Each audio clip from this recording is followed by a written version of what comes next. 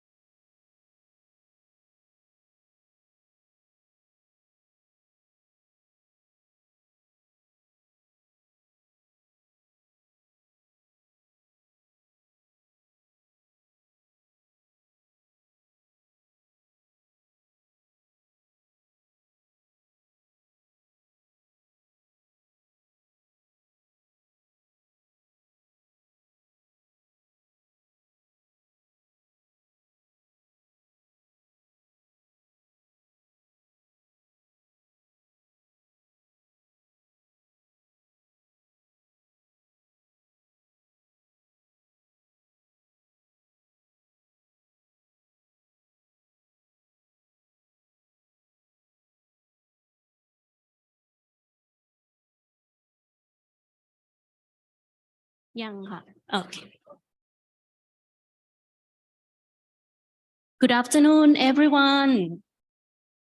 Welcome to APSA Special Interest Groups on Vegetable and Ornamental Technical Session.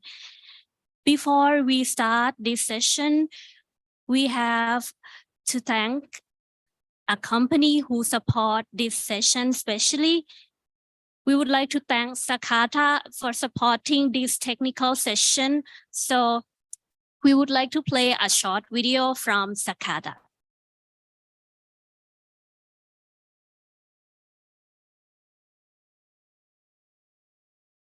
What can we do to create a sustainable society and environment? Mutual harmony is our new additional management philosophy, which includes nature, society, and company. We have established this philosophy to face the question now more than ever. We, Sakata Group, have made a sustainable society through our seeds and will continue to do so from now on.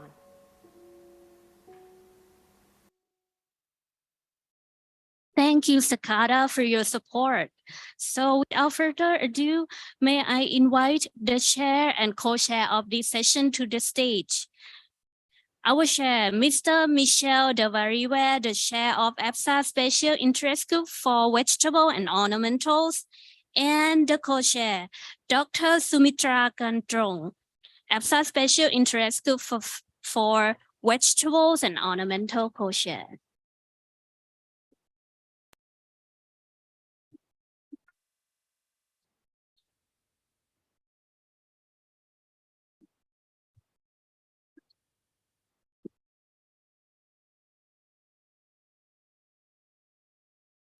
It's on.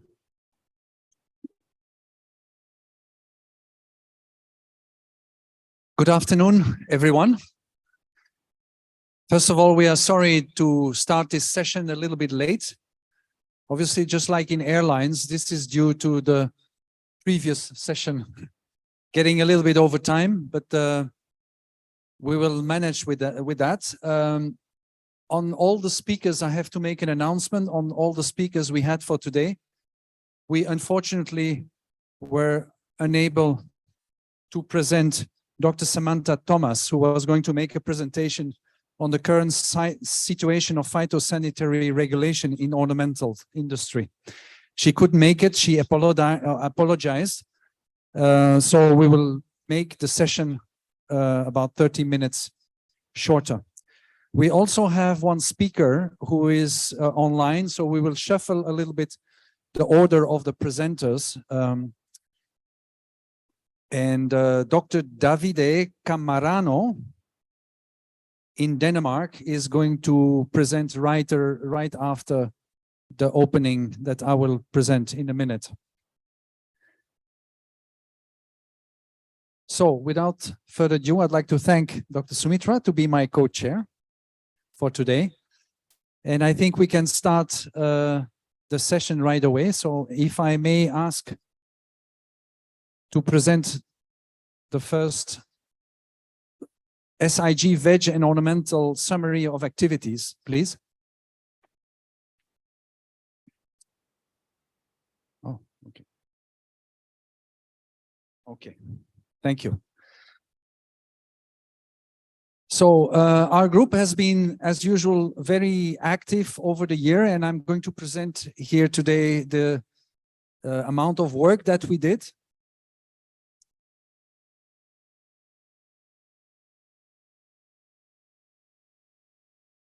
So this is the composition of our current SIG Veg. And as you can see, the number of people participating in our meetings are increasing, and it's good to see. And we also have a good variation of nationalities. We are meeting usually, like previous years, 5 times a year. Every 2 months, we are meeting and discussing issues. This is still how we are organized. We have currently 2 very active working groups. The R&D advisory group, who is focusing on research and development and public partnership. public partnerships. And another very active group that we set up a couple of years ago, which is called the WIC. It's the Working Group of Integrated Seed Companies. As you can see, the number of participants in this meeting is increasing from 20 to 23. We also have several special projects ongoing. And these projects are usually managed by the R&D advisory group. As I said, very active group. So I'll not go in the detail of all what we did here, but we have addressed quite some issues on phytosanitary study tour, and I will be developing some of those in the course of this presentation.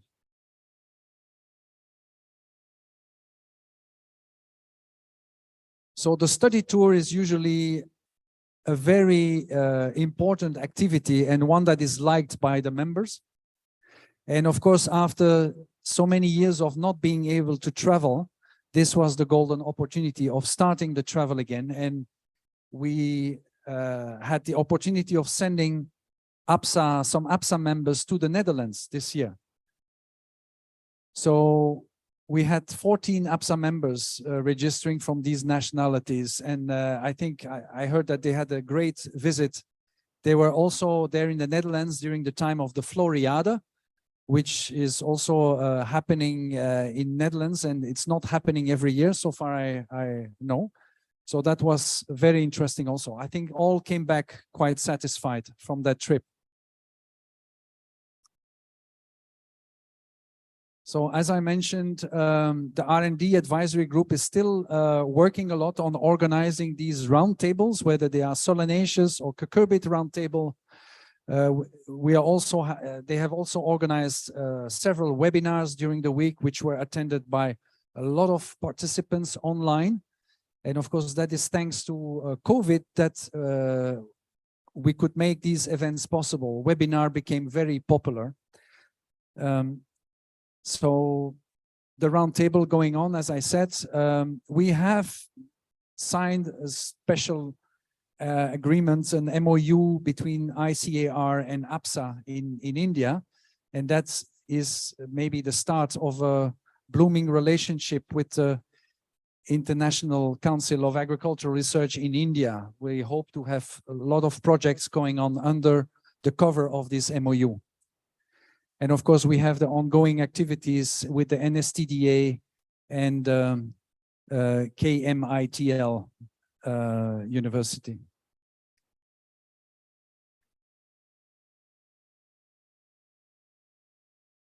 Right, so these are the webinars that I was mentioning about. And of course, the World Veg Consortium, which is still an ongoing activity and still drawing quite a lot of members to participate in. So these are most of the activities under the R&D group. Now on the week activities, usually there is a report in this early session, but since there is a presentation later on by Dr. Sanjay Bist, he will be talking one special topic that they have discussed during the WIC, and that is coming later on in the presentation. So they had a cucurbit disease management workshop organized in July 2nd, and the University Connect program, which is the topic that Dr. Sanjay will be discussing in a short while. So we're very happy with what this group is doing now, because if you remember a couple of years ago when we set it up, it was the idea to have Asian companies with their Asian representatives sitting around the table and discuss issues that the industry was facing. And we were a little bit skeptic at the beginning whether such a group would work, but we see with the traction that there is quite some activities and quite some good discussion going on. Also a live meeting, a mid-year meeting that took place this year in Bangkok. So yeah, it's going well overall, and I'm very happy of this participation. And this makes it actually for us both, chair and co-chair, the life a little bit easier, that we don't have to work so hard. The groups are doing that, and that was the interest also, to get the participants and the members of APSA to participate in these activities. Okay, this is the other project on the disease-resistant terminology. We are participating together with ISF on this particular topic, and this is again organized and coordinated with the R&D advisory group. Now, I will finish this presentation. So this is about all the activities that we did, beside also selecting the presenters that we are going to have present to you their topic today. An announcement that I would like to make is that after 6 years chairing the SIG, VEG and Ornamental, I think it was time for me to pass on the baton to the next and the future generation. And the committee has actually selected Rahul Pagar to be the next chair of the SIG group. So if Rahul is in the room, I would like him to stand up, please. And Rahul, welcome to the group. I think you will be a wonderful chairman. I think you have been very active in the group. I really liked working with you. And of course, I will continue to be in the SIG VEG, but no longer as a chair, but as a member under your leadership. Rahul, you will do a fantastic job. Thank you. As far as the co-chair is concerned, as you know, the co-chair, as per the rules of APSA, has to be an EC member. So we cannot announce anyone at this moment. This will depend on the election that's going to take place on Thursday. And after that, only we will know who will be the co-chair. And I'm sure that the EC will choose a right person to co-chair this group. So with these few words, I will finish my presentation, and I think we can go straight away in the presentation of the speakers. And since we had to reshuffle the order, the next presenter is going to be Mr. Davide online. And I will let Dr. Sumitra to present briefly our speaker. Thank you, Michelle. I hope Professor Davide Camarano is on. Please show him on screen if. Yes, can you? Yes, you are. Hello, good afternoon from here. Professor Davide. Professor Davide is from Department of Agroecology, Aarhus University, Denmark. He's going to present about the projected decline of processing tomato production due to climate change. And the floor is yours, Professor Davide. Thank you very much. Thank you for the invitation, and apology for the shuffle of the program. Unfortunately, as you know, here we are in the full semester and I have some teaching to do after this. So thank you again also for moving the presentation. I don't know if everyone sees my presentation. I'm sharing the PowerPoint and the screen mode. So just let me know if you don't see it is not showing yet, but if I may ask you to, do you have a camera at your end that we could just see your face for a minute before we get I have done that too. My camera is on, and my presentation is shared. So please hold on. The technical team is trying to project you on the screen. Yes, no problem. Okay, so we see you in very small there in the corner. So let me do one thing. I need to good morning to you in Denmark. So the floor is yours now. Good afternoon. Thank you. Do you see? Okay. You see the presentation now. Perfect. I'm looking through the big cameras. Oops, no. I see there are some issues. Okay, here we are. Now you will see the presentation. I think you see me small in the corner. I can see myself there. But thank you again for inviting me and giving me this opportunity to talk to you. So what I am going to talk to you today is about this projected decline of processing tomato production as an impact of climate change. So it's mostly an impact study. The reason why this, I want to give you first some forward why we did this study and how much relevance we got, because it's not a study we did it from day to after. This took a bit of year and discussion in the make, because me and another colleague of mine on this paper, Professor Ronga from Italy, he's the Italian representative in the World Processing Tomato Council. And he's been working with the industry, with the processing tomato industry, and me and him have been working with processing tomato farmers for a number of years. And so there was in the industries, especially the transformation industries, through one of the lobbying company in Brussels, we've been actually recently presenting some of this funding in Brussels last week, as a being more precise, because there is a lot of interest from industry about those impacts. We're not talking about adaptation or mitigation. We're just plainly discussing what is the projected impact so that the industry, the processing industry, could work around those numbers. When I talk processing industry, and you think about Italy, because I'm from Italy originally, and that's why we got this contact, we think about the tomato can. But if you think about the US, you could also think the processing of ketchup and other products. So that was our processing industry target, which we've been talking on and which we're interested in this type of study, because processing tomato grows in the whole field. So that was the background of this study. That's why we did it. That's why we got together and we started this process. So as you know, processing tomato is one of the world's most important vegetable in terms of consumption area, production, commercial use, and consumption. We know tomato being having positive health effect. I needed to make a point. I don't have to do it for you, but I would like you to see, because I think even when we present this in an agricultural context, there is a lot of confusion. We had a lot of confusion even prior writing this paper. And we have to make one point, which there are two different types of tomato that people usually cultivate.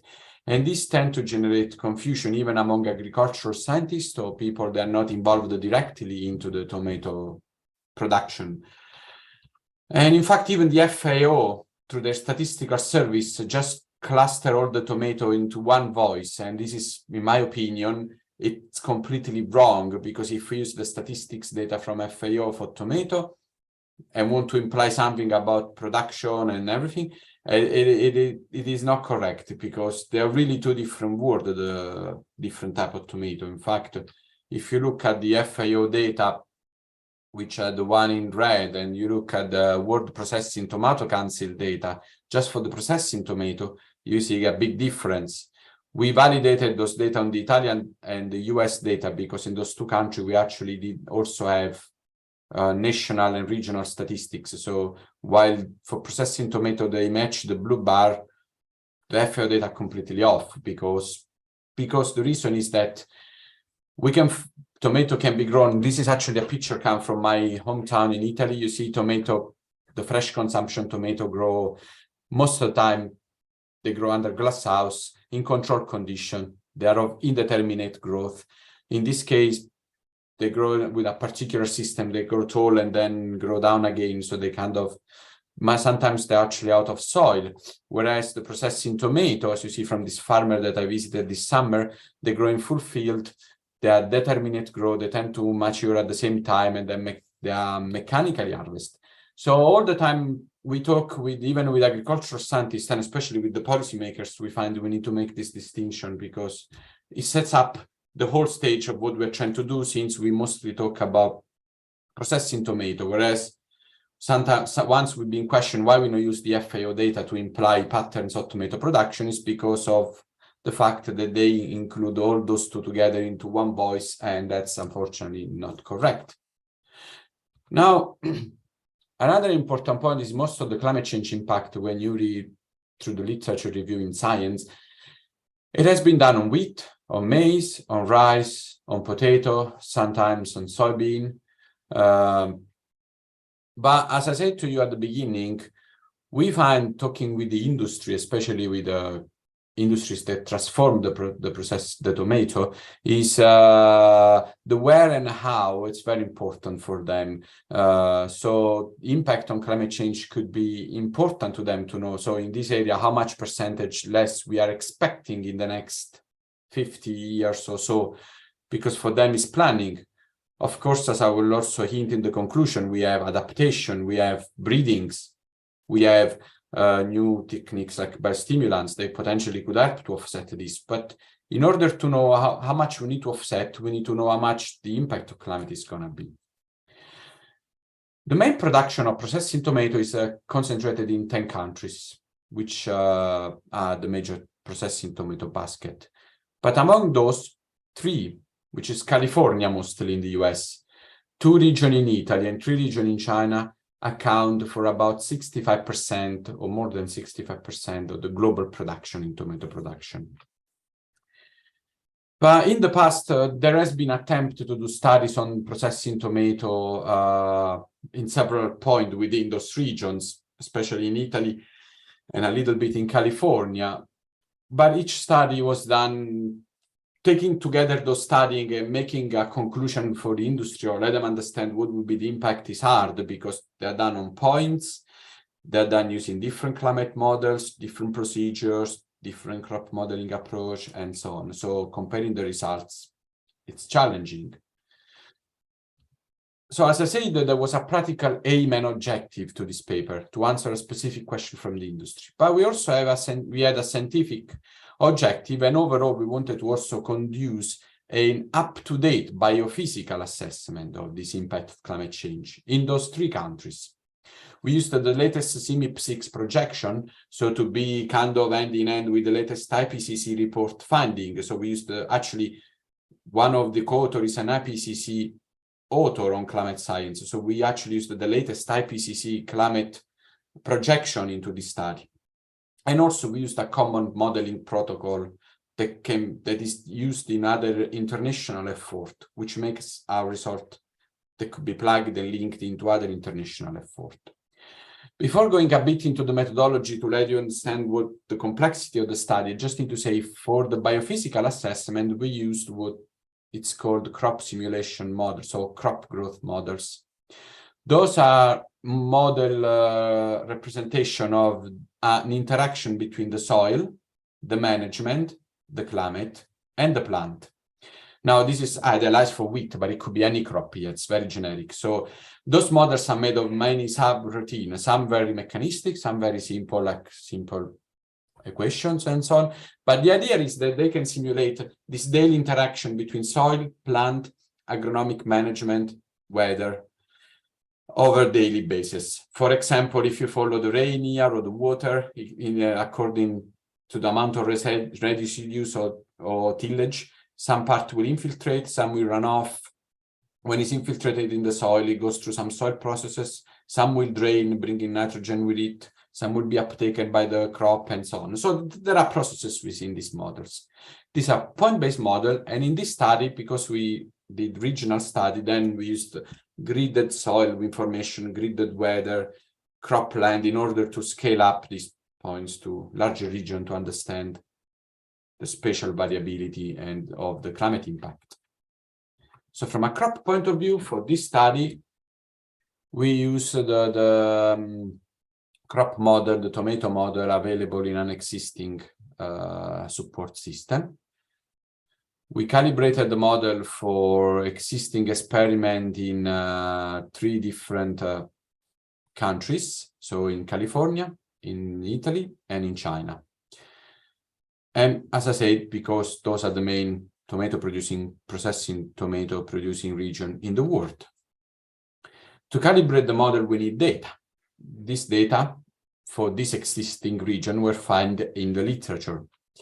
And the scientific paper we used, they needed to have soil data, agronomic data, and so like planting date, irrigation date, and so on, and some biophysical information, days to flowering, days to harvest, yield, potentially even biomass. So the more information, the better. So we did a long an extenuating literature review to find those type of paper.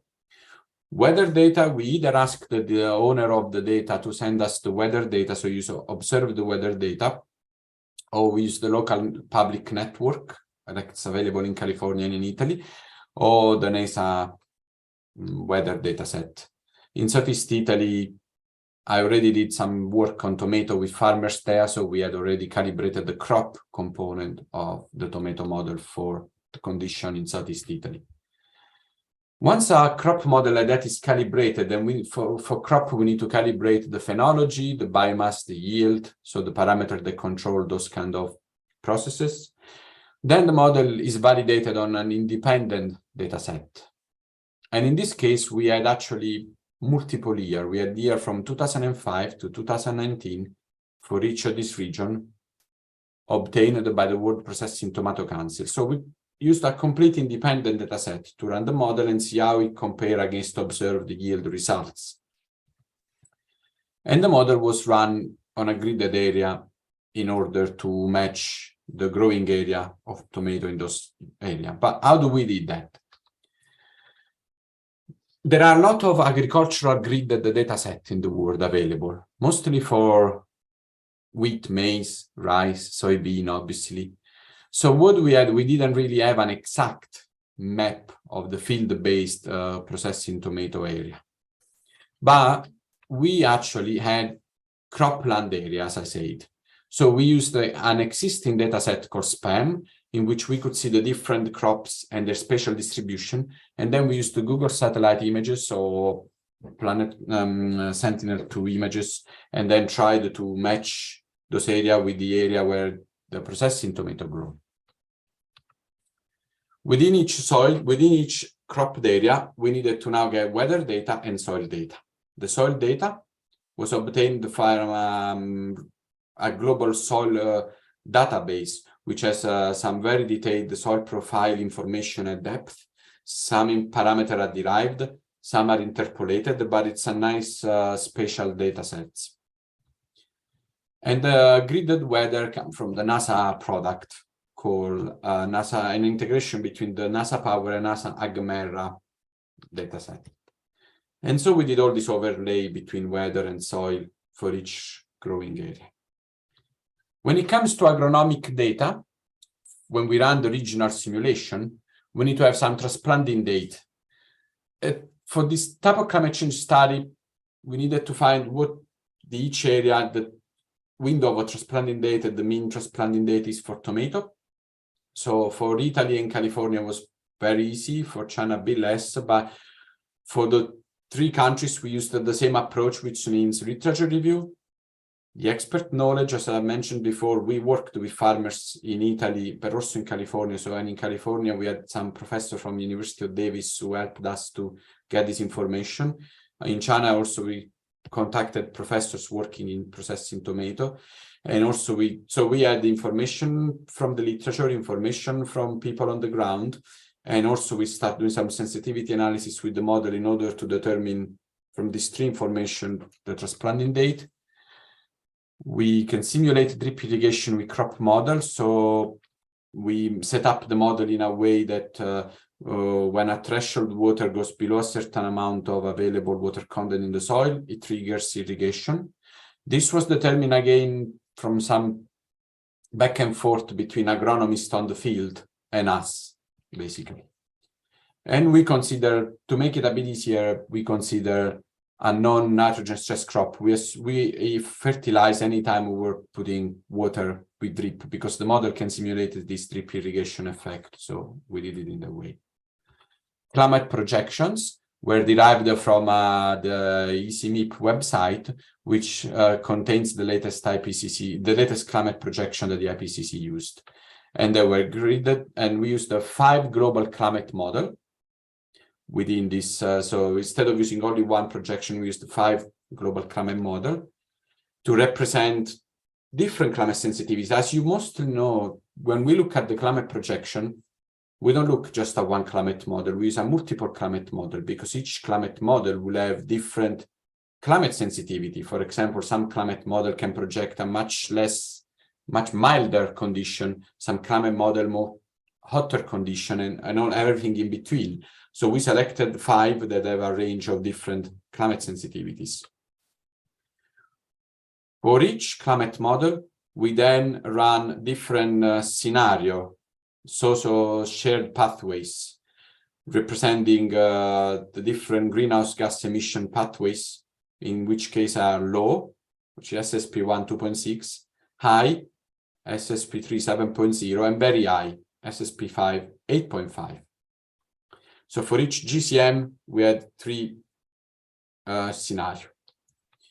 Just to give a name, we use these 5 climate models within the crop model, running daily from the past, from 1980 up to 2100. The baseline was all used for baseline and not for projection, obviously. Just we get into the results now. I'm not going to spend too much time on this. It's just to show you how it does look like when we calibrate the model in different locations, like China, for example, in the first row, California in Davis, the second row, and in Italy, we had also other figure for Italy, but this is just to show you how a calibration will look like. And now the evaluation for each country, each color, the dot is a different region, and the size of the dot represents the area where the processing tomato is grown. And you can see quite a good fit in terms of predict yield respect to the observation. Then we looked into the impact of climate change. First, we look at the global trend. So each colored line represents one of the social shared pathways I mentioned before. With a low emission scenario is the yellow line, which is the median change in this case. The blue line represented a high impact and very high impact, sorry, and the purple line represented the high impact. The shaded areas, it is because we had the 5 climate model for each scenario. So the crop model was run with this 5 climate model for each scenario, and that is why you see this shaded area around the mean changes. Overall, the main gist of this figure is that overall the global production will decrease by 6% by 2050. But as you can see, until 2050, all the climate models and all the scenario, so all the different pathways, they had very little difference among each other, as you can see. There is further divergence afterwards. As you can see, the high and very high scenario tend to be way more negative in terms of impact on production. So it's not only the variability that it's not only the mean changes. So it's not only the solid line that changes. Even the variability among climate model increase. You can see the shaded area around this line. It increases as well. So it's the whole variability of the system that increase after 2050.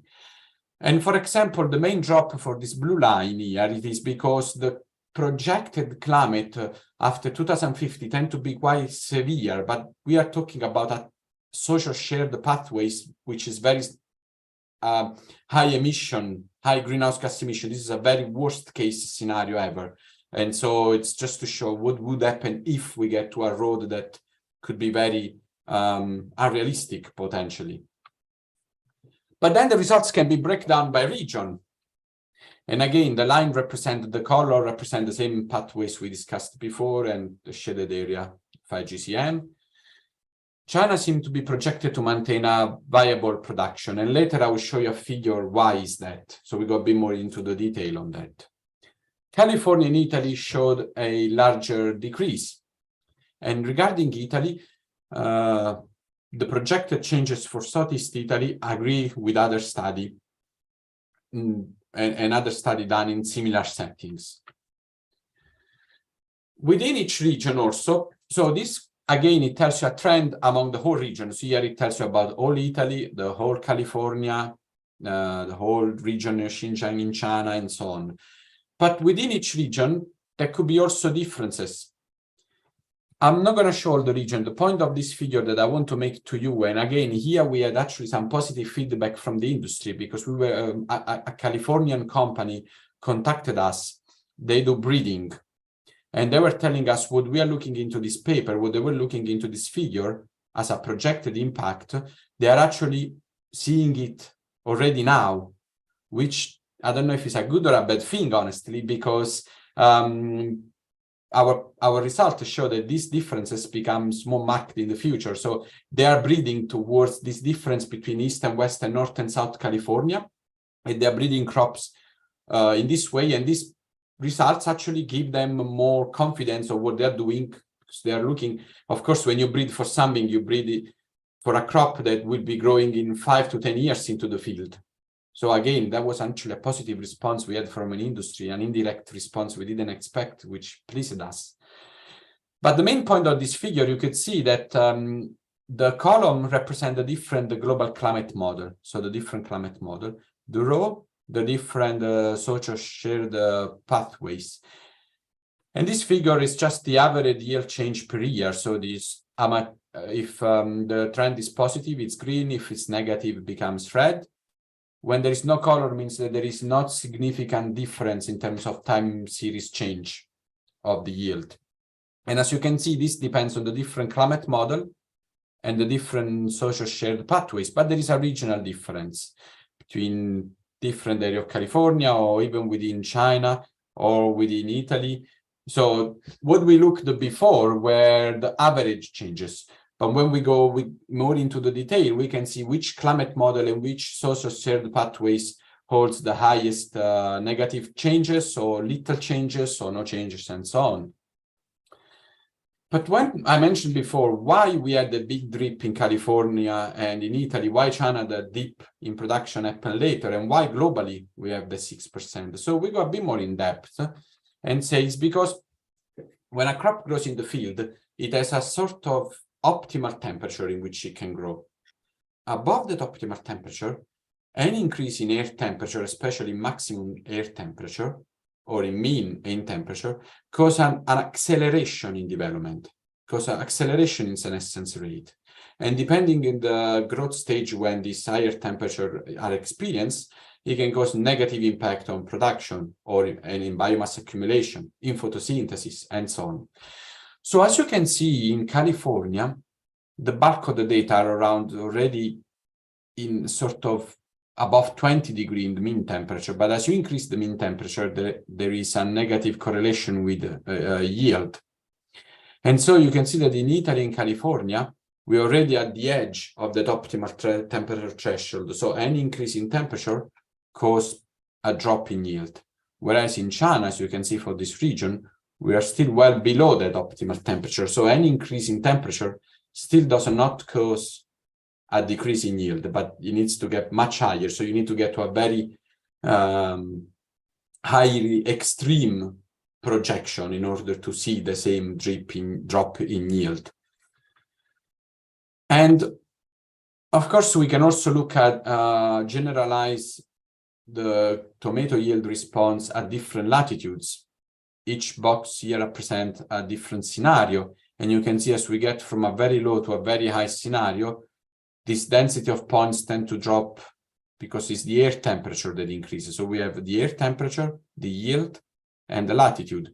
But as the air temperature tend to increase, the mean air temperature, the yield tend to decrease. You can see these points, how they shift at any latitude towards lower yields. Although mean latitudes around 36 degrees tend to have slightly higher yield, but their drop is quite unequivocal. So the more hotter it gets, the worse it gets at different latitudes. But there's two interesting points I want to make before passing to the few last slide, is that when we look at climate change impact, most of the time we look about mean changes, and then we look at variability around changes as the way I showed, the uncertainty of the projection. So we know the yield will decrease by 6% with a certain uncertainty given the different projection and the different climate model. This slide shows you that the mean changes, which is the red line, if you follow the red line for each of the country, the mean, for example, in California, the mean projected yield tend to change. The median, not so much. It is because it's the variability around the projection that tends to increase. You see, this is the low pathways. This is the very high pathways. And you can see the tail towards negative, towards lower production tend to increase. So it's this kind of tail that brings down the mean changes. But what are those tails? Why this is happening? This is happening because of the production stability.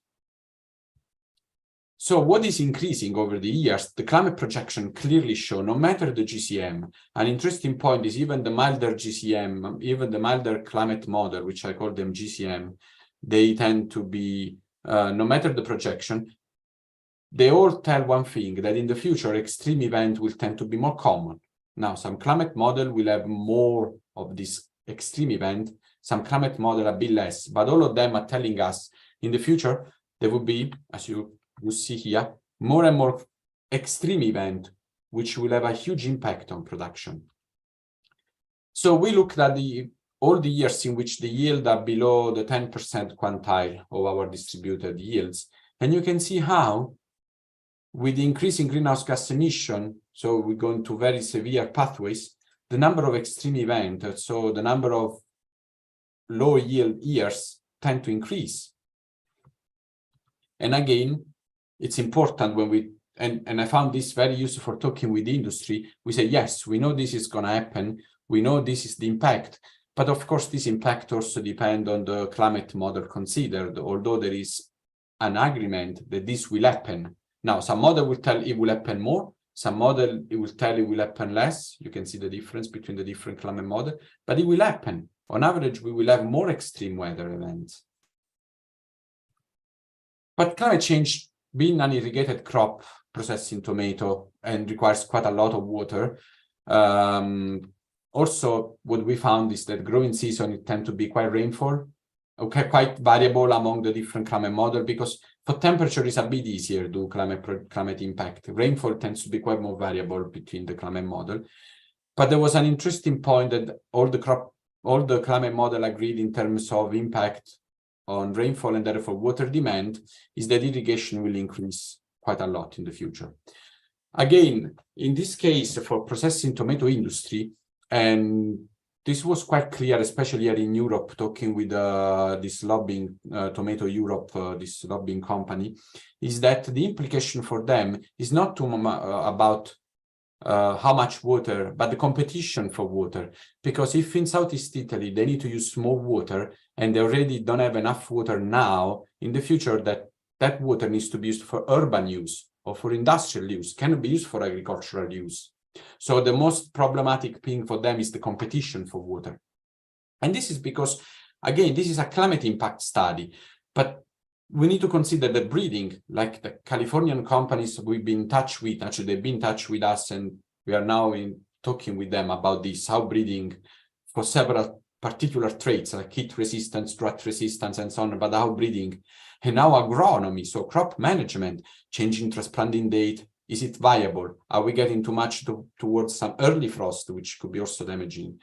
Biostimulants, irrigation techniques are other way to offset climate impact. So if we know, for example, that in South Italy we get 10% to 18% reduction as impact of climate change, how much breeding and agronomy can bring that 18% down to 6%, for example, which is still a loss, but much less than if we don't do nothing. So in conclusion, under current and agronomic condition, tomato yield is going to get reduced. The magnitude is uncertainty because it depends on the climate model considered, but it's there. It could be less severe or more severe according to the projection, but it's there. And this shows you the importance of using anytime we talk about climate projection. So anytime I talk with the industry, in this case it's the tomato, but I did this also for the whiskey industry for Scotland.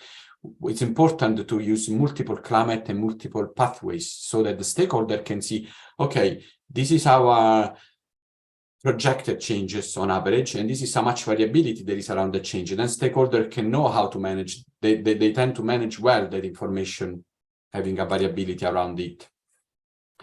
The increase in air temperature will not have the same negative effect everywhere. We saw that in China, for example, will have much milder effect respect to for Italy, for example.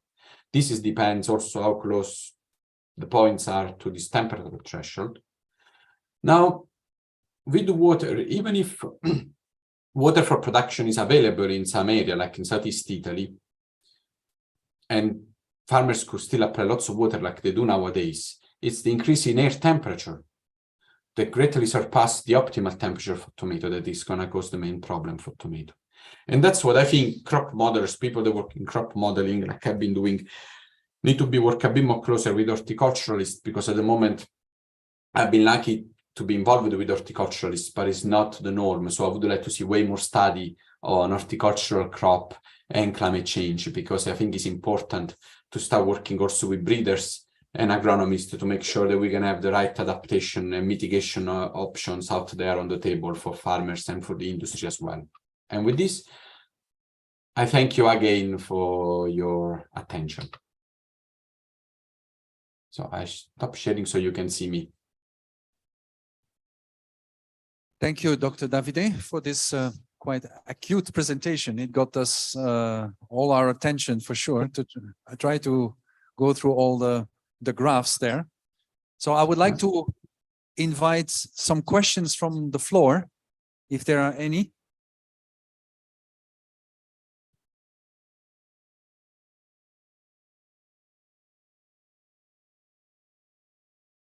Is there? I don't see any question.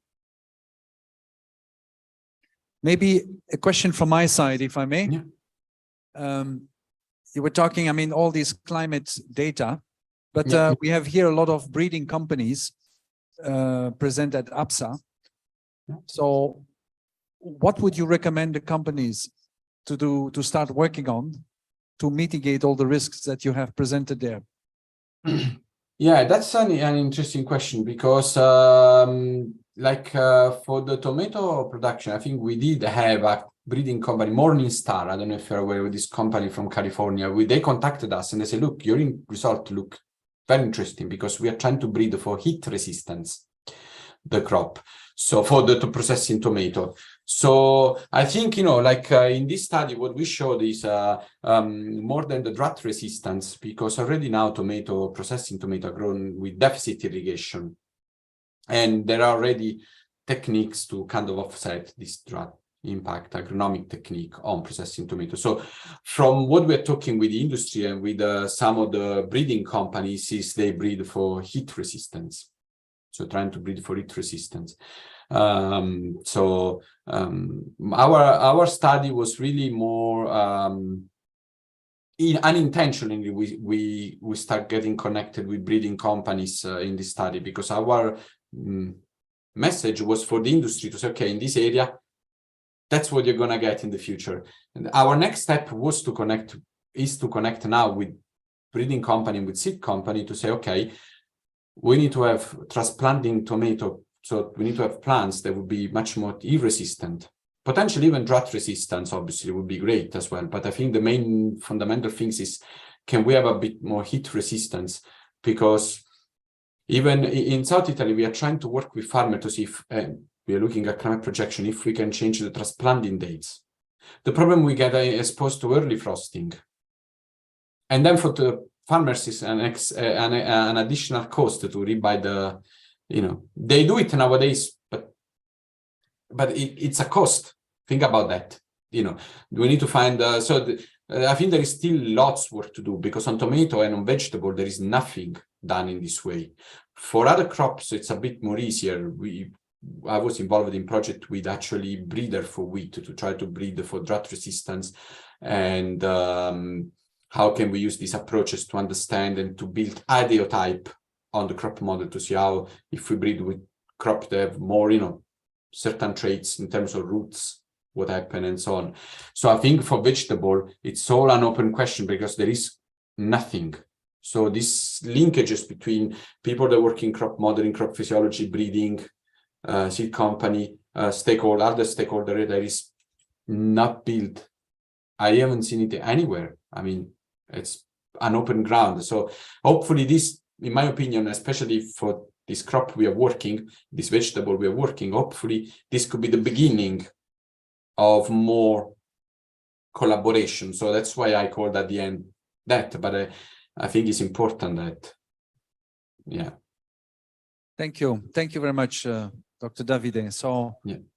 I'm inviting again some questions if there inspired some questions from the room. But if there are none, then I'd like to say thank you to you, Dr. Davide, and big applause from the room. Thank you. And Thank you. have a nice day further in Denmark. Thank you very much. I'm now off teaching, so I thank you for inviting me for this talk. Have a good continuation of your meeting. It's our pleasure. Thank you very much. So we are going now to the next speaker, and I'll let my co-chair to present. Our next presenter is from Ms. Sonny Tabata. Sonny is working as the Biotechnology Affairs Director from CropLife Asia. She's from the Philippines, I believe, and she's going to talk about regulatory landscape for new breeding techniques in Asia. Please, Ms. Sonny, the floor is yours. Thank you. Okay. Okay. Thank you, Punan. All right. So I must hold something, otherwise you'll see me shaking. Good morning, everyone. Good. So you have the energy of the morning, okay?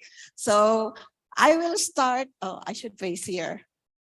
Let me see if, okay, so I'm going to talk a little bit more on the regulatory landscape for new breeding techniques in Asia Pacific. And I am from CropLife Asia as its Biotechnology Affairs Director. So let me just say something a little bit about CropLife Asia. It is a plant science industry association, a regional plant science industry association based in Singapore. And we have presence in 15 countries in Asia Pacific. And globally, we are part of a federation which is called CropLife International based in Brussels. Let me begin my first slide, if this one works. Okay. Would you remember this map? Do you remember this? This was presented exactly at 3:11 this afternoon by our speaker from ISF, Dr. Sabi. And so most of you are very young, so you can remember this was shown. And so at this point, I will just focus on some countries in Asia Pacific in terms of the developments related to plant breeding innovations or gene editing or new breeding techniques. Okay, so you'd see here a list of countries that I will share information regarding developments on gene editing regulations. But I would like, when you listen to me, I would like you to think about the considerations here, whether you hear agreement on criteria to determine the scope of regulation, or you hear alignment among countries in terms of implementation of the criteria, or you hear alignment in terms of the information requirements. So let's move on. Okay, so we start with Japan because it is the most advanced in terms of gene editing policies. So you've heard, and if you didn't hear, let me tell you that Japan has commercialized high GABA tomato, which is good for cholesterol. And I hope the Sanatech developers hear the earlier presentation because it will impact on climate change, the processing for high GABA tomato. They have commercialized fish, the thick red sea bream, and also buffer fish. And they have advanced R&D in terms of potato, wheat, rice, grape, and gentle tuna. All right, let me see. All right, so here, just to give you an overview, so there are laws that govern regulations of GMOs. So then you have also implementing agencies that are assigned to implement each law. So this is the general approach. I'm telling this because you would observe the same trend. So the idea here is that the discussion, the regulators look at what their law is, how they define GMO, and is that applicable to genome editing? What is in and out of scope of those laws? And then they look at also their national interests from a perspective of biodiversity, of food or feed safety. And so the earliest one that developed 2019, before the pandemic, the Ministry of Environment came up with their policy under the Cartagena Act. And then that generally it says that if there is extracellular nucleic acid, and if there is an insert of DNA in the final product, if that is present, then it is considered as GMO. But if it is not, then it is not covered under the GMO regulation under the Cartagena Act. And so it goes through the normal conventional plant regulations. All right, so this is basically what I said. Let me just go in the interest of time. Looking at the Food Sanitation Act, they have also done their own review. And so if the foreign DNA is absent from the final product, then it is not regulated as GMO. All right. And here is a summary because there's a different approach. MOE looks at from a cultivation perspective, while the Ministry of Health and Welfare looks at it from a food safety perspective. So you will see here a difference, the same determination if it is an SDN1 or you don't have an extracellular DNA in the final product, then it is considered non-GMO. But if it is from Ministry of Environment, looking at it from a cultivation perspective, you would see that it is considered as GMO, except if it is self-clone or null segregant. You've heard about SDN3, so it uses a guided repair. And so it is considered as GMO. So the same determination from both environment and the Food Safety Agency. All right. So we go to Philippines. So Philippines issued in 2020, the National Committee on Biosafety issued this big policy, the overarching policy, and says that what is considered as GMO if they have contained novel combination. So here, this is the, as I said, if there is a novel combination, it is a GMO. If it is not, it's not a GMO. And therefore, it is not covered under the existing biosafety regulation. So that was 2020. That's the overarching policy. And then in this policy also say that the Department of Agriculture is mandated to issue a guideline to implement the policy. And so what is also important in that is that the NCBP provided a more detailed guidelines, looking at what are the techniques that are present and how can they be determined whether it is in or out. It provides more clarity to technology developers, to seed companies, because here you have a listing of the different techniques, but this is not exhaustive.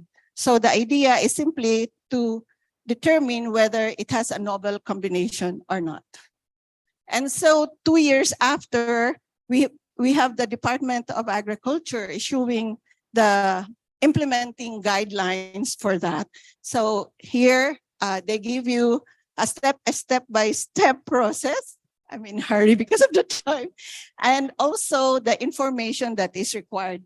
I think I would just like to show here that in all these steps, they have a timelines, and it's the same with the revised biosafety circular, and they have now revised the timeline so that they can comply with the ease of doing business, the new law in the Philippines, and which requires shorter timelines for review.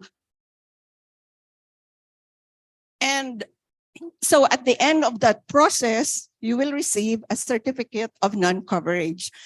Of all the regulatory developments that I've heard, it is only the Philippines, the Department of Agriculture, which has a provision on mutual recognition agreements. This has something to be tested later on, how that will play out, but it's the only one that has something under policy. And we moved to India, South Asia. So the discussion here started way back 2018, but it was only in this year, very good for India, that the Ministry of Environment exempted SDN1 and SDN2 from the GMO biosafety regulations. All right, so there is an exemption, and from May, the Department of Biotechnology issued guidelines to provide more clarity. And later on, oh, sorry about that. And then just this month, India also issued the standard operating procedures. So, so far the 3 countries have exemptions, right? Okay. And then we look at Australia. We view this from a cultivation perspective. They implemented legislative reforms in 2020, which provided more clarity. So the one in your left, so it's because in the existing Gene Technology Act, it covers all products of gene technology, but because of the legislative reforms, it says here that SDN1 is already exempted from GM regulations. Okay, and then I just wanted to highlight the last part, because if you have an SDN1, you can commercialize your products just like any conventional plant products or plants, but they can be subjective to food safety assessment. So why it can, right now, it can still be regulated as a GM food because the FSANs, the Food Standards Australia and New Zealand, have not yet made a determination. And so it's still in the process of reviewing the definition in their Australia, New Zealand Food Standards Code. China. So in January this year, the Ministry of Agriculture and Rural Affairs issued a guideline for the safety evaluation of gene-edited plants. And these are for gene-edited plants that do not introduce exogenous genes. So, so they have, it's specific to those kind of plants, whereas if you introduce exogenous genes, it is covered under their existing regulations. So they have also classified different categories based on the trait to be introduced, based on the risk of the trait to be introduced, and then with a separate requirement based on which category your application would fall. And however, these guidelines does not give guidance on whether the trait that you're going to introduce would fall to any category. It will be up to the applicant to determine that. And then, however, there is a more streamlined process. It appears that there's a more streamlined process for gene-edited plants. In China, there is a requirement for in-country field trials for GMOs. It is not sure how that would play out in terms of simplifying the requirements. How? Okay. South Korea. Okay, so they have not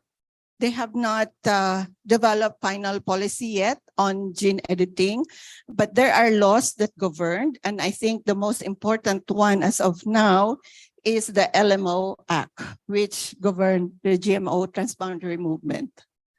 So here, there is some kind of debate here, what LMO means. So some sector scientists and some of the industry, academe, says that LMO means a new gene or genetic material, but the Korean government is thinking otherwise, that if you have genetic change, it belongs to GMO.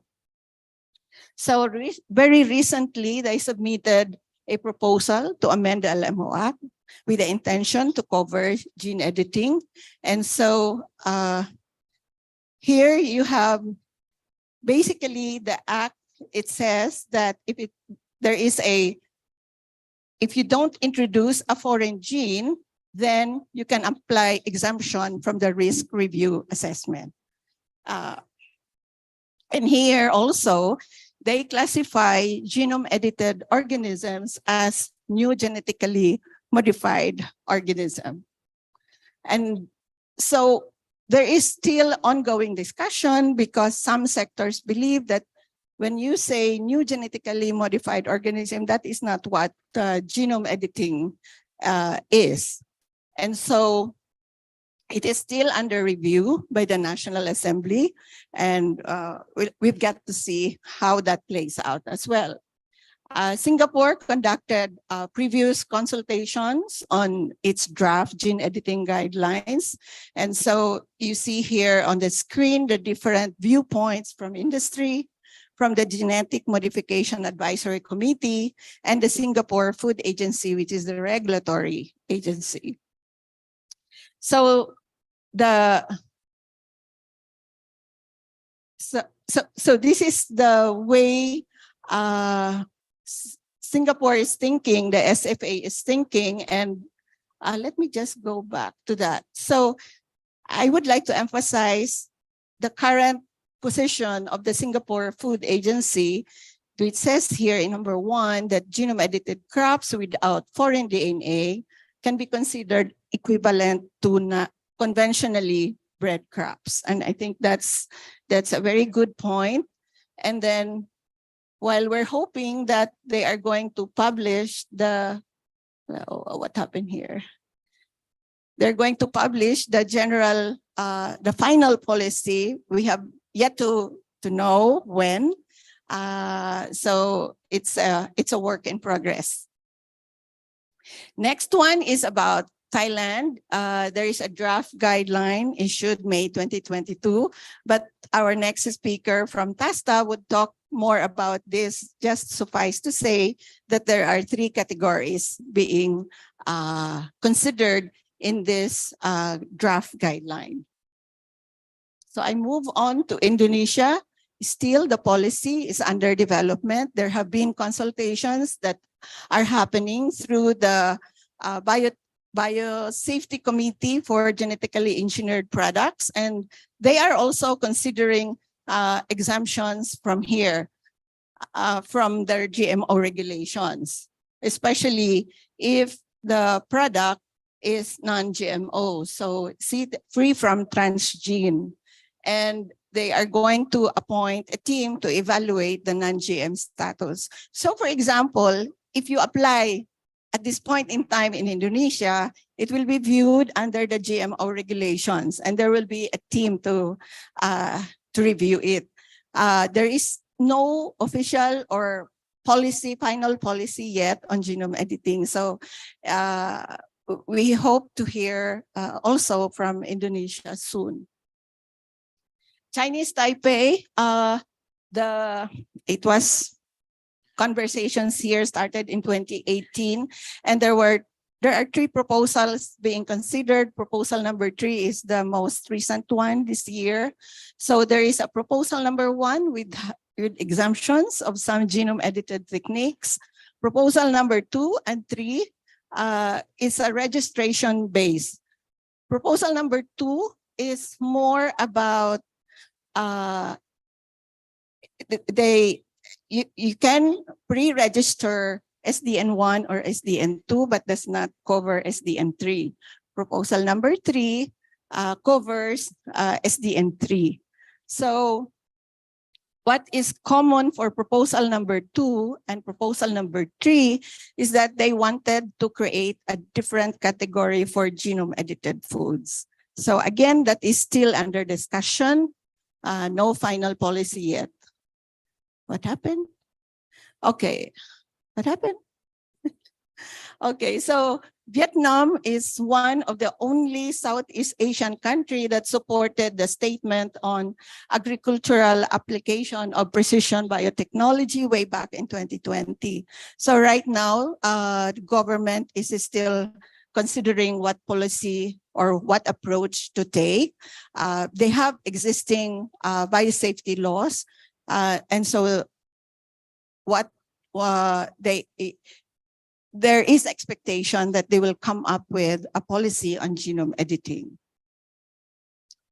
Okay, I'm almost through. Malaysia is the last one here.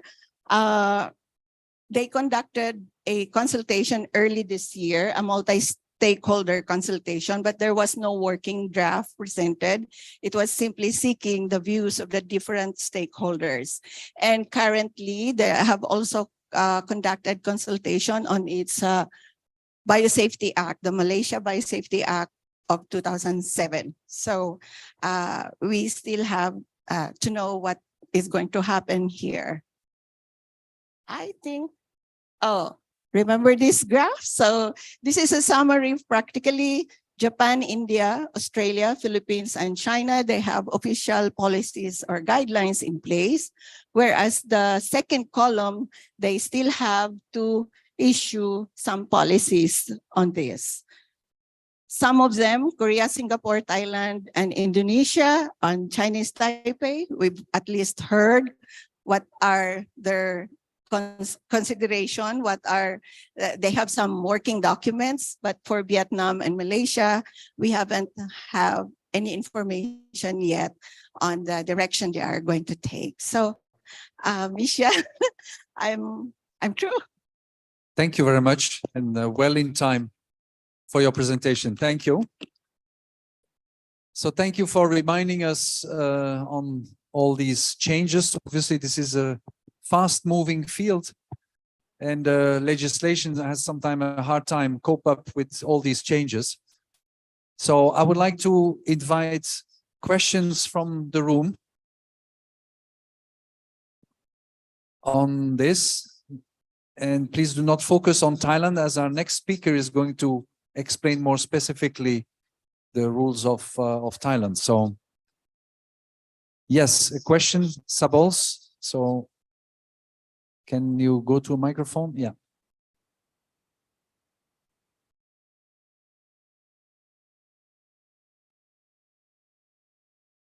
You might have. Can someone help to switch on the mic? Try the other one.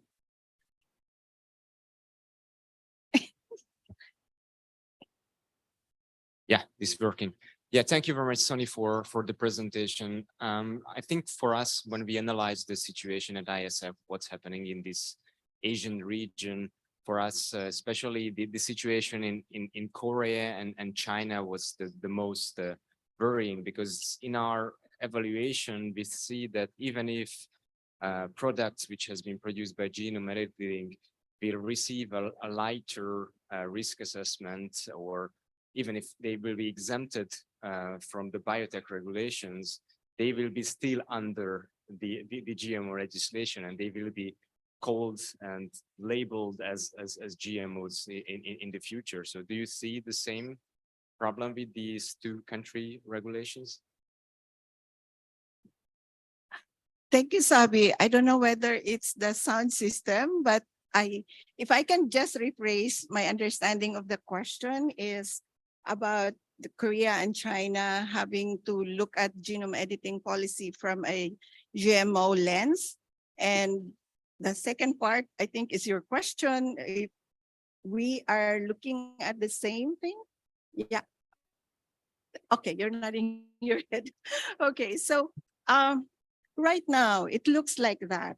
It while the China guidelines specify for those that do not introduce exogenous genes, the way the guideline is framed is for us, it looks like from a GMO lens. There is no exemption at all. It only lists what categories and what information or data is required. And I think the very important process here for China is really the consultation with MARA or the regulatory authority, because they can provide guidance as to what.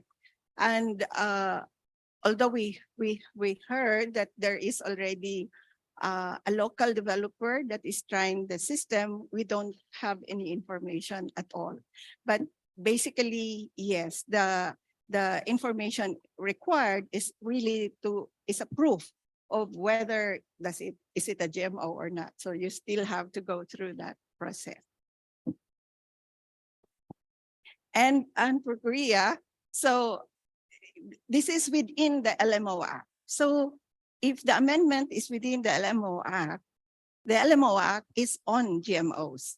And so if there will be, as their proposal, an exemption for the risk review process, it will still be very unpredictable.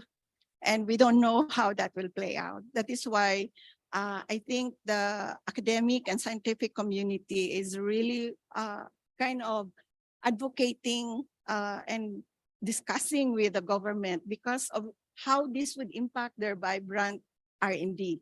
It's not just the industry, but it's really the local scientific community that, you know, is seeing this very, very problematic provision and the current proposal to the LMO Act. I hope that answers. Thank you. Thank you, Mr. Bata. So any other question? Mr. Baba. Sorry? Ba. Ba. Not ta. Okay, sorry. All right. So thank you. Thank you once again for the Thank you, nice Brian. presentation and the update. And thank you also for the committee on the special interest group on vegetable and ornamentals for inviting. Thank you. Now to the next presenter, a little bit of the same, but more localized to Thailand. So I'll let my co-chair to present. Thank you, Chair. Next presenter is Dr. Bunyanat Nathwong. You saw her this morning as the host. She's the president of Thai Seed Trade Association. Dr. Bunyanat is going to talk regarding the update on new breeding technique policy in Thailand. So after Sonny, please, Dr. Bunyanat, the floor is yours. Thank you very much, Chairwoman and Chairman. Good evening. No, still not evening, right? I'm looking forward for the welcome party. So still good afternoon. Mine is quite short, I promise, because Sonny has done the very good hard work for me already to explain everything very good. So what I just would like to share with you is that the new breeding techniques policy update in Thailand. So what we are talking is about the just follow up what we are trying to do with the Thailand Seed Hub policy. And before I go into what we have been doing, I just would like to let you know key stakeholders in this policy. The first one is Ministry of Natural Resources and Environment. You know, Manre is the one who has to do the job about the environment, because now we are talking about adopting the technology for cultivation and for supporting plant breeding in Thailand as well for the seed industry. The second key stakeholder is Department of Agriculture. You met DG of this department in this morning already. Third one is also the one that you met, the National Science and Technology Development Agency. These are the three musketeers for us in together with seed industry in driving many agendas under the Thailand Seed Hub policy. Academics also our partner as well. Okay. So background of what we are doing is that Thailand can be quite difficult to drive the policy for new breeding technology, especially using the gene editing technology. But that's what we want to do because we would like to adopt this new breeding technique for Thai industry, seed industry. But it's just really the problem that Thailand has ratified CBD. So under CBD, there is the definition for GMO and how, and in the modern biotechnology, that is the technique for developing GMOs. So under those definition, there are wordings that quite troublesome for us. So what we are trying to do is that try to separate or differentiate gene edited product and for new breeding technology from GMOs. So this is the first task that Ministry of Agriculture, Monterey, the Natural Resources and Environment is working on the draft to develop the Biodiversity Act with and under this act, it will contain a very important section about biosafety. The thing is that Monterey has been covering biosafety and biodiversity, but their interest under Monterey is biodiversity. So that's why now they are working on the draft of new law in Thailand to protect environment and then to promote and to preserve the biodiversity as well. So that's why this law is named as the biodiversity, and they have inserted one section devoted for biosafety. And under this, they have draft and then they're supposed to present this new law to the cabinet for the endorsement in order to submit to the parliament for reviewing and approval later on. But this is still a long way to go. So now they are just at the step of trying to get the draft to complete the draft and submit to the cabinet. And this is the good moment for us to work with these stakeholders to make sure that we can work on the new definition of the gene editing technology to differentiate gene editing technology from GMOs or GMOs development. So it means we differentiate GE for new breeding technology from GM. Okay, and this is the next step. And this is my last slide. So next step is that the DOA, Department of Agriculture, and NSTDA are working together with TASDA on the regulation for gene editing technology and exemption.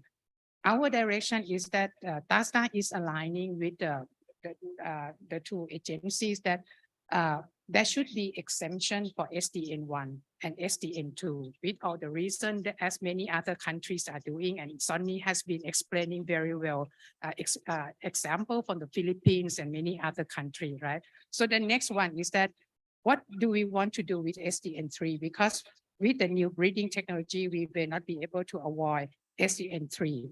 And the solution that we are working with them at this moment is that we are proposing that if in case of the SDN3, we are using non-foreign DNA or the cisgenesis DNA, then that SDN3 should not be regarded as GMO. So we are proposing this, and discussion is still going on.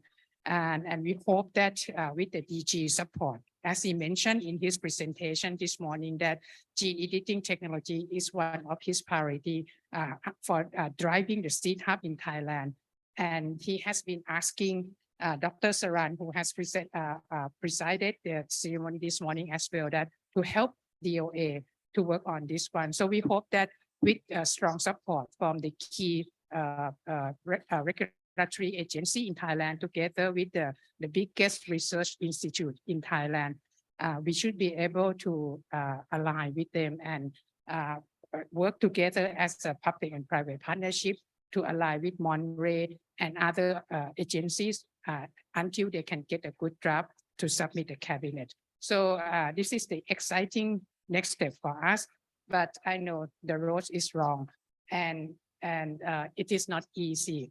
But we hope that public-private partnership that we have established so strong will help us to achieve this exemption as we propose.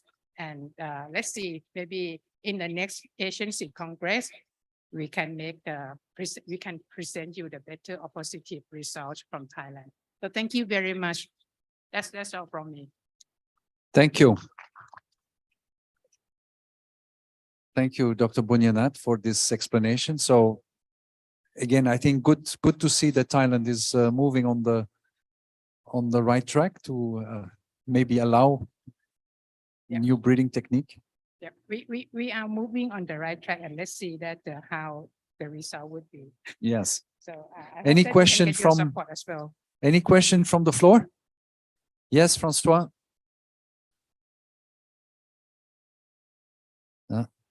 Has the microphone been fixed?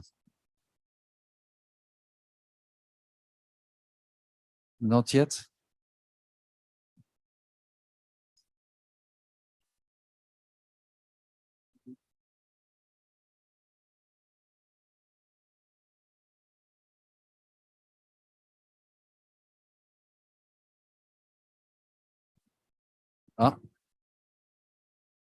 Wait for a moment. Here.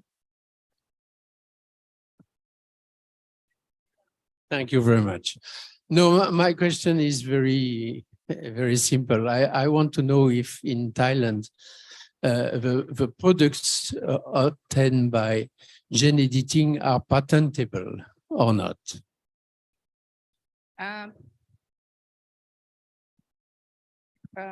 This is the interesting question, but as far as I know, the gene edited product has not been patented in Thailand yet.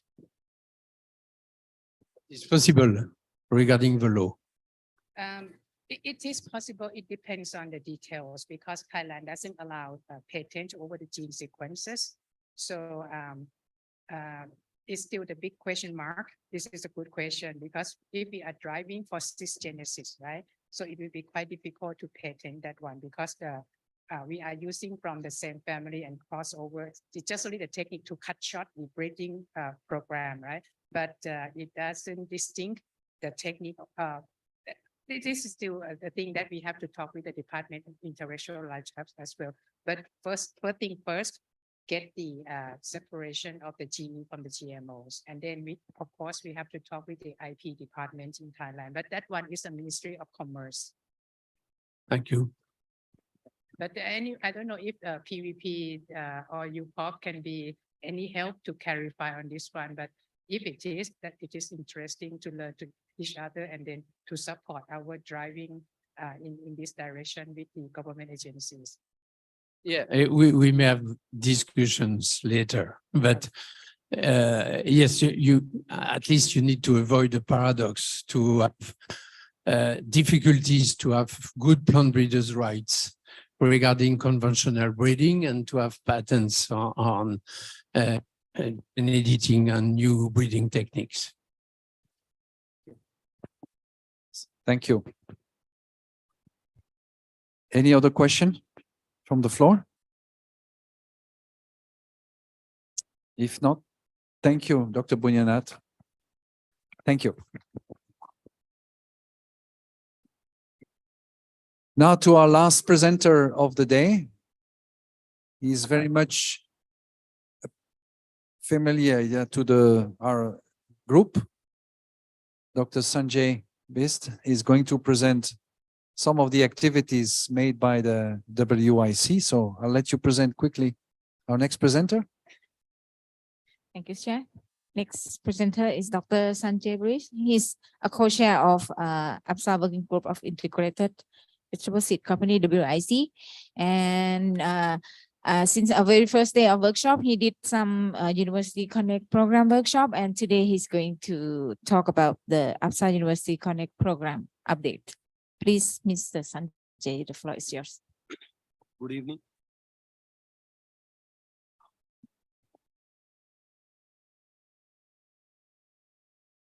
Yes, so University Connect program, before taking you through this presentation, let me share with you a a small understanding how this and why this program have come to APSA platform. Almost 2 years back, we were discussing what are the key challenges for seed industry. And we realized that there is one of the big challenges are talent crunch for seed industry. And during that time, we realized that the only way to work out is support or balance demand and supply. And from there, the seed industry, this University Connect program born. So UCP, we call University Connect program. What are the key objectives of the program? First is to work and to make industry ready workforce. So we want to increase the enrollment in program to bring more relevant technologies, technical and managerial skill for requirement of future force. Second key objective is partnership, build up a good partnership between industry and university so that industry and university can foster the growing demand of specific talent. The third key objective is curriculum update. We know right now a lot of syllabus is redundant that is not aligned to the new trends or new requirement of industry. So a collaboration is required for updating the syllabus of industry. And then there is a input on current trends and upcoming technology. Then we also want to build up a platform for experiential learning. You know, there is a lot of value when students get good experiential learning life when they are still studying.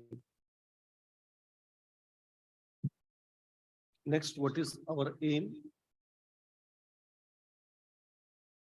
Okay, what is our aim? So our whole aim is to improve the engagement with the student. And the only way is when agriculture university and private sector both work together, probably we will have improved engagement with them. And the four big thing which we can do through which we will have better engagement program is first integration of teaching, research, practical experience, and on-job training. Second is promoting partnership and linkage of agriculture university and seed industry. Third is to provide and promote advisory and mentorship in field of agri-education, research, training, and dissemination of latest technique and technology among the upcoming breed of talents.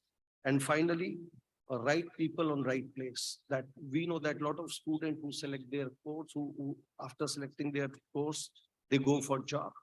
And the job is probably something which is immediately and easily available to them, may not be right cut out for them. So we want to guide the young talent to make them understand the importance of right person for right place. The third, the next, how do we want to achieve our aim? So basically to start with, establish quantifiable goal with fact-based planning. Second, to create integrated system involving all the key stakeholder, whether the stakeholder is university, whether the stakeholder is student, or whether the stakeholder is industry. Third, create a good DSS, what we call decision support system. So deploy insights and technology to support better decision-making system. And finally, we know a lot of good things happening in either one country or another country. We need to share this good learning, good experience, not only repeat this experience, but also to expand the program which are successful in certain places. What should be the perceived ecosystem? Now, the three key constituents for ecosystem, which is student, agri input industry, and agri institute, each faces certain gap, each faces certain requirements, each has certain asking things. And for student, it would be key would be the skill training and opportunity. For industry, it is basically skill-based hiring. We hire a lot of raw talent, which probably is not cut out for a ready to deliver job. So probably we want half-baked or half-skilled students. whom we can easily train and get them fit in the job. And third is institute. Institute want us to support them on relevant curriculum and also to bring new learning systems in the institute. Now, if this, if all three stakeholder in ecosystem work together, probably the output for all key stakeholder would be very different for student. This will help them to get a better career options. For agri input industry, at this point of time, we are hiring a lot of people. Just in time means the way they are available, we hire them, train them for 2-3 years, then get them ready for the job. But rather we should focus on building a very talented pipeline by training them right from college days before entering even to companies. And third is institute. They will develop new education model that can rapidly meet the evolving need of the industry. Coming to mode of collaboration with the NSAs and universities. So first is mutual activities of mutual interest. We know immediately there are certain activities which have mutual interest from universities and from student and from industry. So which include workshop, conferences, training program, which are related to agriculture, is of immediate interest for all stakeholders. Second collaboration opportunity is working on human resource development through internship and a scholarship, which are supported by APSA and National Seed Associations. Third is, we know that a lot of students from rural background are more cut out for agriculture studies. So catch them young, create better awareness, create good linkage between this rural youth and the universities so that right people come to university. Then advisory and mentorship. In education, we know we have a lot of experts in corporate who are well versed with new trend, who are well trained and have good quantity of experience in field. So probably they can work as advisors, they can do mentorship based on the new trend and information to the upcoming breed of talents. And finally, in APSA, we can think of building up a platform, a dedicated page for a University Connect program, whereby a lot of university students who have doubt, who have question in their mind pertaining to their career, pertaining to the job, pertaining to the industry, they can post, and expert from industry can respond to them and can answer their queries.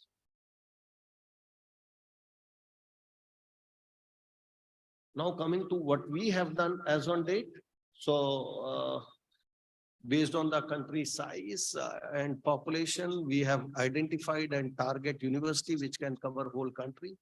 So China and India, probably 2 countries where we have more than 3 universities, and for rest of the country, which include Bangladesh, Pakistan, Malaysia, Philippines, and Thailand, we have targeted 2 universities each. At this point of time, we have completed our MOU and sent and shared it with all universities. Of all, 2 universities have already responded. One is in Pakistan and second is in Philippines. They have sent their, they have completed the MOU from their side and have sent it to APSA. We are waiting for right opportunity. Rest all universities are reviewing. So we have planned by Q1 and Q2 of 2023, we will complete the signing of this MOU with all the universities. Now, this is the now to really understand what is the pain point of university, what they are expecting from us, and what support APSA and National Seed Association can give them. We have circulated one questionnaire to all universities. So all 7 from 7 countries, 9 with the help of 9 seed associations, all 17, all 16 responded, participated in this. So Pakistan, no one responded. 1 university from China and 1 university of India did not participate, but rest all responded to our survey. And the survey was basically to understand the full ecosystem. So the question were drafted accordingly. In first question, the focus was to understand what is the trend in universities, whether it is going up or is declining or coming down. The second question was, what are the current challenges the universities are facing? And if we know the challenge, then probably we can also come out with solutions. The third question was student engagement plan. If there is a declining trend, what is the plan by university to engage more students in agriculture education? And the fourth question was pertaining to expectation. What is their expectation from seed companies and seed association, how we can help them? And last is what type of support they need. That is, what are the activity that National Seed Association and APSA can do to support university to develop talent in the student to work in seed company under the scope of University Connect program.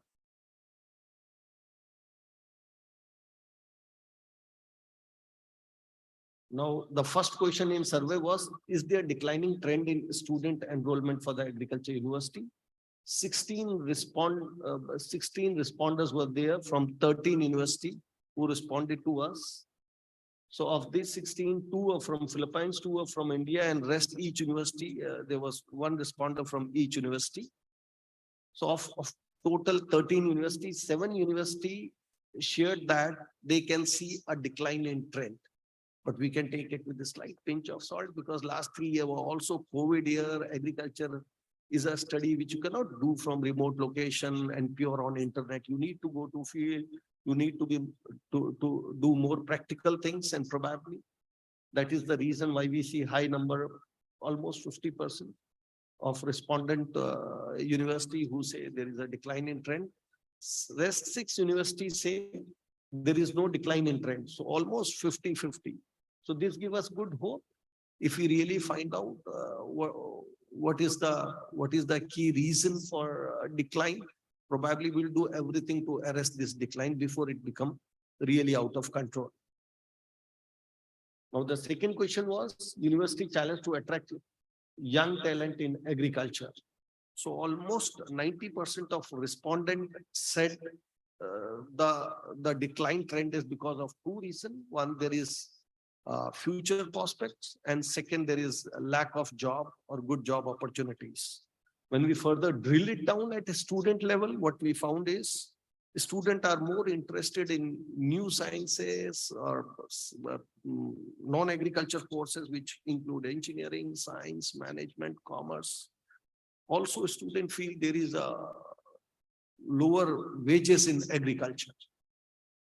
We also see agriculture is perceived simply as a conventional farming, especially for students who are coming from urban, big urban cities or metro cities. They feel that agriculture is basically nothing. Agriculture university course, after doing that, probably you will be more focused on conventional farming.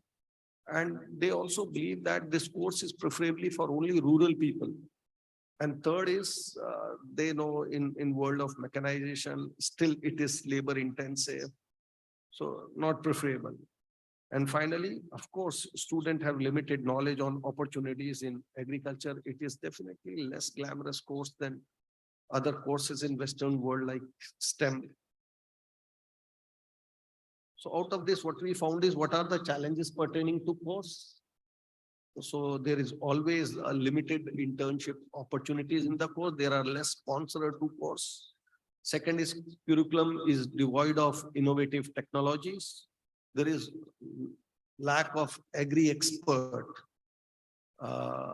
There are good professors, good faculty, but their focus is too much only on academics. They do not have great understanding of latest trend, techniques, and technology which is happening in market.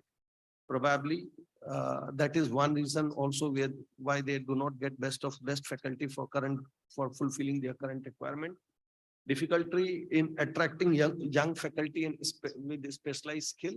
Probably a lot of students who passed out from college, their first preference is always to to go to more developed country or Western part of world, or they prefer working with private or multinational companies. And then probably very few have a deep inclination toward academics, and this result in definitely gap between required talent of faculty. And then the last is teaching is more academic and less practical.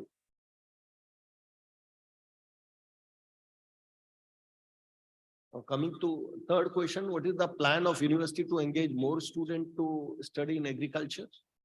So what we found is universities are also now thinking it in a different way and very seriously. They want to create good employment platform through good open house event, creating more scholarship for student and partnership with private sector and industry so that there is better opportunity for students.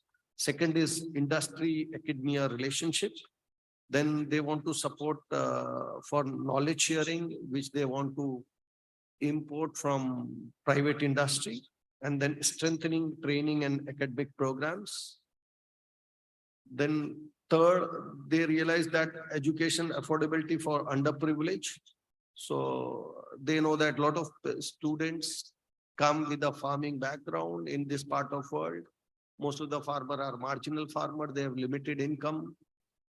So university want to start more and more of merit cum mean scholarship so that the people who cannot afford tuition fees should be able to do that. And then create a real-time connect between rural population and university, rural youth and university, so that they can land into right type of university, doing right type of course, and then can finally land into right type of job. Then early stage engagement. What I have also seen almost a year back when I myself has gone for my son counseling, the counselor advises everything under sky, but not agriculture. So I was waiting to hear that there is a scope in agriculture also. He never said that. Finally, out of anxiety, I asked him why you are not advising us on agriculture. What I come to know that he said, sir, there is limited understanding for agriculture.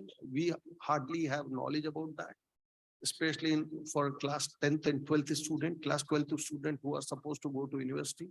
So I realize there is need for early stage engagement. So universities are also feeling that, so they want to create better connection between school and do better marketing of agriculture courses. Then curriculum enhancement, more responsive to need that for need and trend of the industry. The courses and curriculum at this point of time is more redundant, not well aligned to latest trends. And then live experience with the value-added agriculture. So can university create modern agriculture show houses for demonstration, which include precision farming, vertical farming, and smart farming? Now question 4th was university expectation from seed companies or association to engage students. So university see a lot of opportunity to engage with private company and industry.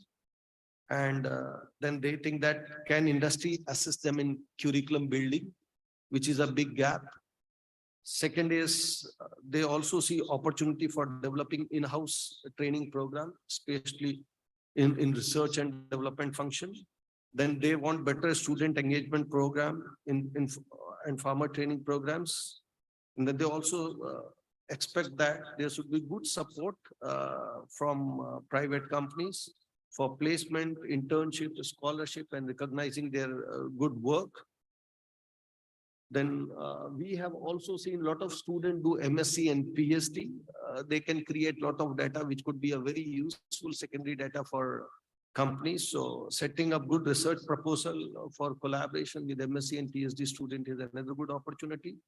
Then supporting a student in learning practical agriculture. Then assist in setting up incubation center. We know a lot of good idea germinate in universities. These ideas need to take commercial shape. For that they need funding. So is private sector ready to fund these ideas and create incubation hub in universities? And then finally, doing project evaluations. Now, last question, what support they need from seed associations and APSA to enable talent to work in seed industry? So we divide into two parts. There are certain activities and certain collaboration which we can do. So activities which include financial support, whether it's in research, scholarship, trainings, or internships. Second, training and development. APSA has already started the platform, APSA webinar, whereby it is free for a student. Student get enrolled in this program and get understanding for new trends and new development. Then information center, APSA Seed Academy, experiential learning and employability support through projects and placements. What are the proposed area of collaboration? So in tech space, there is a, which is a new science. There is a huge scope for all new things, which include advanced germplasm collection, DNA fingerprinting, screening, production, corporate social responsibility, and so many other new driving functions. Digitalization, then government regulation. There's again, every government keep forming new law, which is becoming a challenge for cross-border connections. So someone need to update with all new rules and regulations. Upcoming trend on understanding, training on new technique like precision farming, vertical and smart farming. What is our current engagement with the students? So as I said, APSA has started Seed Academy. So on that, we have in last 6-7 months, we have done 6 webinars where we cover topic from right from nanotechnology to digitalization to advanced breeding to seed dormancy. We have tried to touch every aspect of seed business through these seminars. Almost 544 registrants were there from 17 universities. And we see this as an interesting start point of collaboration between universities and industry. What is way forward? So big way forward is of course through APSA Seed Academy, which is a good learning platform for seed industry. The objective of APSA Seed Academy is to create it as a knowledge hub for seed technology training in Asia and Pacific region. And the whole objective is also to do capacity building, theoretical and practical training, a demonstration of 360-degree seed technology.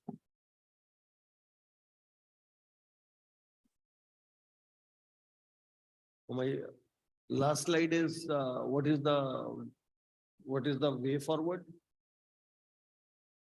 So currently, as I shared earlier with you, the draft of MOU between University, APSA and NSA were already distributed by APSA. We already received response from 2 universities, and rest we are hopeful we'll complete this activity by Q1 or Q2 of 2023.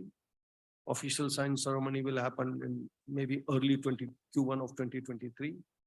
And activity to be proposed by APSA and University after signing out is, of course, strengthening this e-learning platform. And finally, idea is to engage maybe around 10% of university population through this webinar or through University Connect program directly with the industry, so that we can really reap or harvest good talent, create good talent pipeline for future. Thank you. Thank you, Dr. Sanjay, for presenting this very ambitious program, but the program very much needed in our industry. Where will we find the talent for our industry in this part of the world? And I think there are some good proposals there. And hopefully this will start to get some traction and more people interested. And also finding a role for APSA to play as the link between the universities and the industry. And I think you were a strong advocate for this, and we stood strongly behind this program. So thank you for working very hard on this, and hopefully it will bear fruit soon. I will invite some questions from the floor.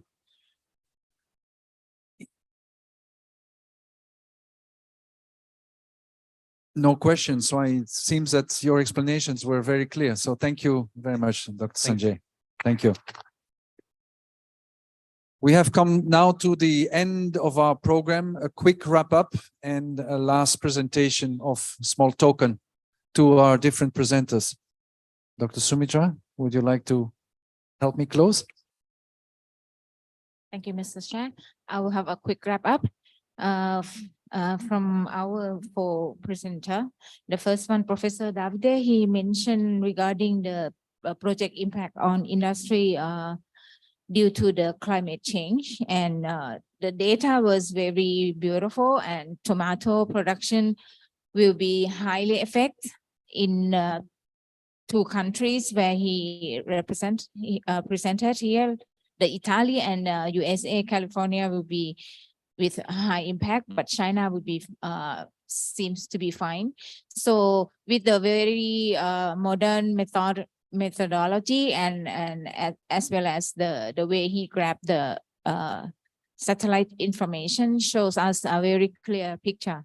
So this is very good results showing how food security is with a high risk, and the tools to use for sharing with stakeholder. But with the light for us in seed business is we need to find heat resistance variety back to our breeders job. And our second presenter, Ms. Sonny, have updated the gene editing regulatory development, especially in a country with very advanced like Japan, who has worked out a lot, and I believe they have some commercial in the market, and we can see them as the best practice or some a way forward that we can learn. As well as the Philippines and Australia have been worked out with them since 2020 with big advance as well. And India and China are working out this year, and the rest will on the way, as well as Thailand. And that's why Dr. Bunyanat had not very much, not very long presentation, because Thailand also start working out on the policy. And then it is my personal learning today that the Ministry of Natural Resources and Environment are the owner. And then final come to Dr. Sanjay, who shared the objective and aim on bringing agricultural university with private sector, and how we attract the student to, would like to work with us, which we share very same common that we find very few students want to study agriculture, and we hardly find like breeder or the person who works in the field. And then the program was very nice, and I hope NSA and university, we get more NSA, more university and more countries to work with us. I think it's good to bring this event to APSA as the platform, and then APSA can share the best practice. And also like this year is the first time, and then I think maybe next time we'll move to other countries. So that's all we have from our presenter. And then I hereby close the SIG Vision On session. Thank you very much for your attention. Thank you. And for a few last words, since this is my last SIG as chairman and with my co-chair. So thank you very much, Dr. Sumitra, for supporting me all these years, supporting me all these years. It has been a pleasure running this group. I think we achieved quite some things, I think, and this will now be taken over by a younger gentleman, Rahul Pagar, who will bring it further. And next year, Rahul will be sharing this session in New Zealand. So now just we'll finish with a small token that we're going to give to our different presenters. Thank you very much. Have a good evening, and we'll see you at the cocktail. Before that, we would like to invite all speakers to come up and have a group photo and also receive a small token from us. May I invite Miss Sonny Tababa, Dr. Bunyanath Natwong, and Mr. Sanjay Bish to be on the stage, please.